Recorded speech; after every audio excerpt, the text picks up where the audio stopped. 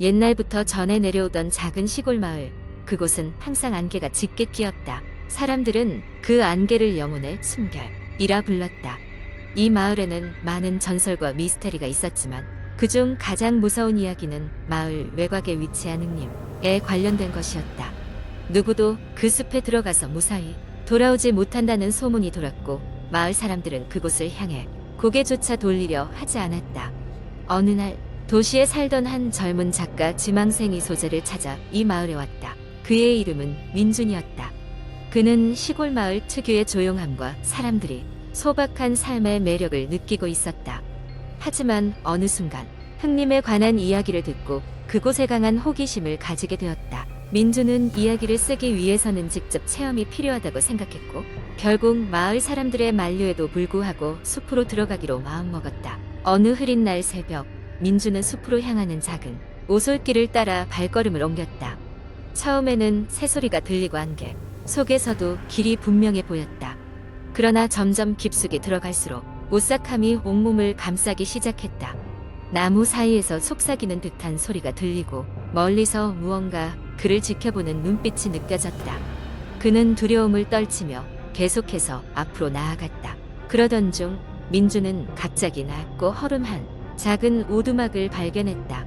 호기심에 그는 그 오두막으로 다가갔다. 문은 살짝 열려 있었고 안에서는 낡은 책상과 의자 그리고 벽에 걸린 오래된 사진들이 보였다. 그 사진 속에는 한 가족이 행복하게 웃고 있었지만 이상하게도 사진의 가장자리는 불에 탄 듯 검게 그을려 있었다. 민준은 사진을 뚫어지게 쳐다보았다. 그러자 갑자기 모든 것이 사라지고 그는 어느새 거대한 구렁텅이에 빠진 기분이 들었다. 그는 정신을 놓지 않기 위해 애쓰면서도 이상한 힘에 의해 아래로 끌려갔다. 그곳은 마치 다른 차원과도 같았다. 사방이 어둡고 어디선가 흐느끼는 소리가 들렸다. 그는 정신을 차리고 일어나 주변을 살폈다. 그의 앞에는 어린 소녀가 서 있었다.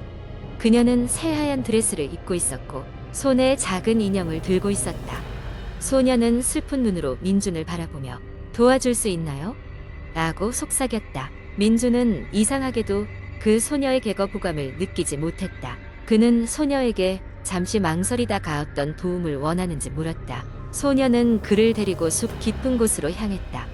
그곳은 마치 시간이 멈춘 듯한 느낌이었고 하늘에는 별이 반짝였다. 소녀는 작은 묘지 앞에서 걸음을 멈췄다. 그 묘지에는 소녀의 사진이 붙어 있었고 소녀는 갑자기 눈물을 흘리며 그 앞에 무릎을 꿇었다. 그 순간 민준은 모든 것을 이해할 것만 같았다.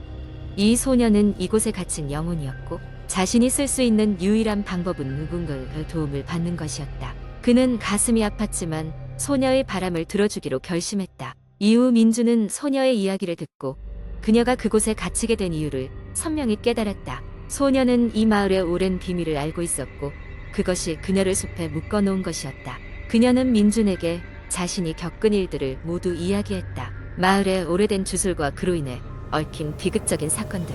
소녀는 이 비밀을 세상에 알림으로써 자신의 영혼을 해방시키려 하고 있었다. 민준은 그 이야기를 듣고 너덜너덜해진 수첩에 소녀의 이야기를 적기 시작했다. 소녀의 이야기를 다 적고 나자 민준의 눈앞에서 소녀는 희미하게 웃으며 서서히 사라져갔다.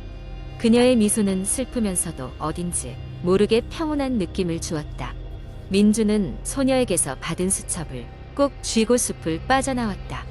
뒤돌아볼 때마다 소녀의 모습이 아른거렸지만 그는 자신이 할 일을 다 했다는 확신을 가지고 있었다. 마을로 돌아온 민준은 소녀의 이야기를 글로 풀어냈고 그 이야기는 곧 출판되었다. 그리고 이상하게도 그 후 마을에서는 더 이상 기묘한 일들이 일어나지 않았다. 민준은 마을을 떠나기 전 마지막으로 흑림을 바라보았다. 숲은 여전히 고요하고 신비로웠지만 어딘가 모르게 따뜻한 느낌을 주었다. 민준은 그제야 한숨을 내쉬며 마음의 짐을 덜어낼 수 있었다. 결국 그는 마을 사람들에게도 소녀의 이야기를 전했고 그들은 그들의 오랜 전통과 미신에 대해 다시 생각해보는 계기가 되었다. 시간이 지나면서 사람들은 이야기 속 소녀가 마을을 지켜주는 수호신처럼 여겨졌고 마을의 풍경은 마치 새로운 생명을 얻은 듯했다.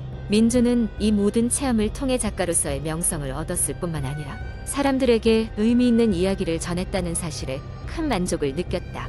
그는 그 후로도 여러 곳을 다니며 이야기를 수집하고 글을 썼지만 흑림에서의 경험은 그의 인생에서 잊을 수 없는 중요한 순간으로 남았다. 두 번째 이야기. 내 이름은 수현. 언제나처럼 평범한 대학 생활을 하고 있었다.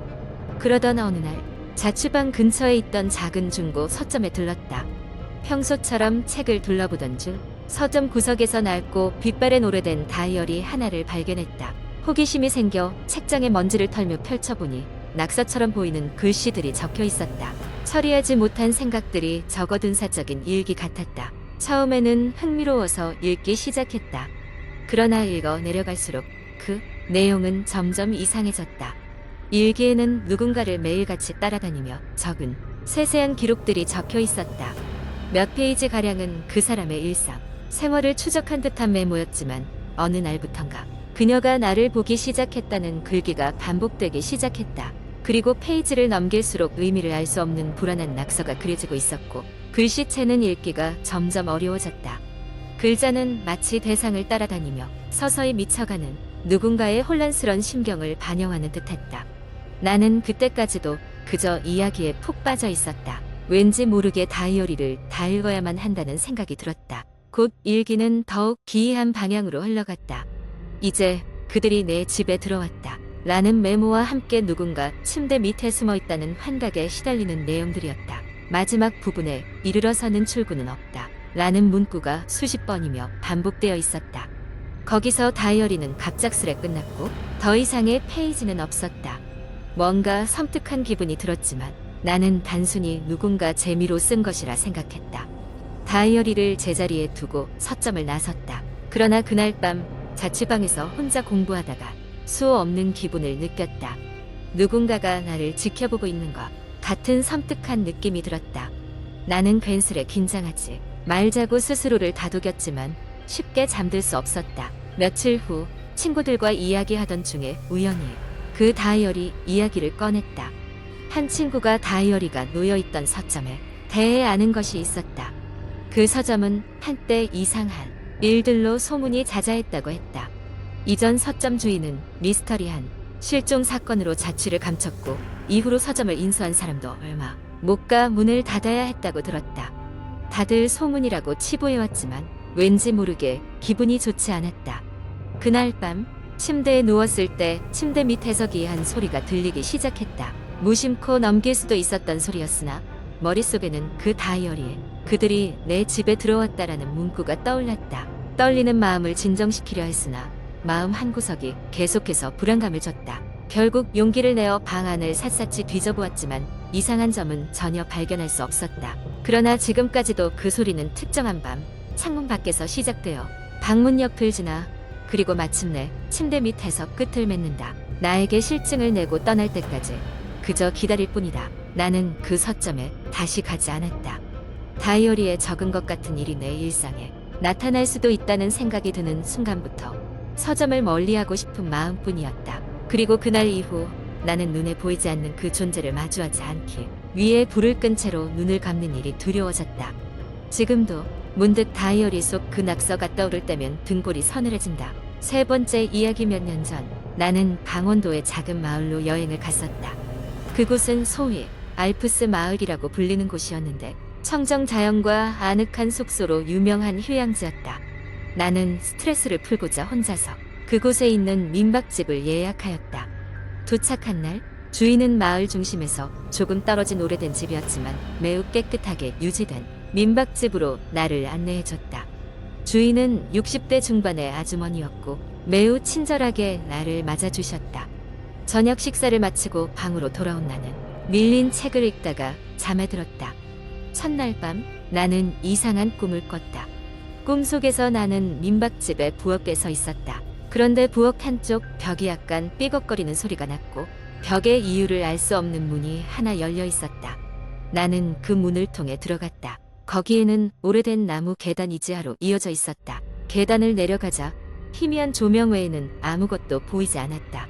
그곳에서 나를 부르는 듯한 기분이 들었고 이상하게도 그곳에서 나는 어린아이의 웃음소리를 들을 수 있었다. 마침 그때 꿈에서 깨어났고 나는 이상하게도 심장이 빠르게 뛰는 걸 느꼈다. 이후 며칠 동안 나는 동일한 꿈을 반복적으로 꾸었고 항상 새벽 3시경에 깨어나곤 했다. 세 번째 날 밤 나는 마침내 더 이상 참고 있을 수 없었다. 나는 꿈속에서 본 것을 생각하며 부엌 쪽으로 향했다. 꿈처럼 부엌 한쪽 벽에 손을 대었고 놀랍게도 벽이 열리며 지하로 내려가는 목재 계단이 그 모습을 드러냈다.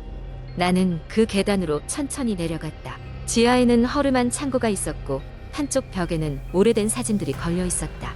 그것은 바로 이 집의 역대 주인과 가족들의 사진이었다. 사진 중 하나가 나의 눈길을 끌었는데 그것은 바로 어린아이의 것이었다. 사진 뒷면에는 철수 1954-1960이라고 적혀 있었다. 생존 연령을 본 나는 소름이 끼쳤다. 그 이후 나는 어린아이의 비극적인 이야기를 떠올리게 되었고 계속해서 누군가 나를 바라본다는 느낌에 사로잡혔다. 다음 날 아침 나는 주인 아주머니에게 이 이야기를 물어보았다. 그녀는 잠시 머뭇거리더니 결국 오랜 옛날의 이야기를 꺼내왔다. 이 집은 본래 그녀의 친할머니가 살았던 곳이며 그녀의 작은 동생 철수가 당시 의문의 사고로 세상을 떠났다는 사실을 이야기해 주었다. 그 이후로 이 집에서는 여러 가지 미스테리한 일이 벌어졌다. 여러 차례 수리와 개조가 있었지만 부엌 벽과 지하실은 항상 함께임 시방편으로 봉인되었다고 한다. 나는 남은 일정을 취소하고 서둘러 그 마을을 떠났다. 그리고 그 이후로는 일절 혼자 여행을 떠나거나 외딴 곳에서 밤을 보내지 않는다. 이것은 확실히 이상하고 무서운 경험이었다. 무엇보다도 꿈과 현실이 그렇게 교차된 순간은 이번이 처음이었을 것이다. 지금도 간혹 그 꿈의 장면이 내 머릿속에서 스쳐 지나간다. 아마도 그 아이는 지금도 어디선가 그곳에 머물며 그곳에 오는 사람들을 무의식 중에 불러들이고 있는지도 모른다.